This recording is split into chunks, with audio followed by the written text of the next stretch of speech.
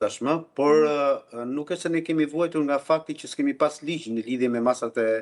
shtrënguese. Ka pas një vendim të gjykatës së lartë edhe të vitit 2011, për të cilën vendim unifikuese kam fjalën, për të cilën gjykatat e shkallëve të para dhe gjykata e apelit e ka pasur si një lloj detyrimi për ta zbatuar. Fakti është se nuk e ka zbatuar as edhe një herë, sepse topin ja ka lënë gjithmonë pjesës së avokatisë apo të palës e cila ishte si thua palë dëmtuar, ajo që kishte prezumuar që kishte bërë veprën penale. Në ndërkohë që do duhet që t'ja kishte lënë këtë gjë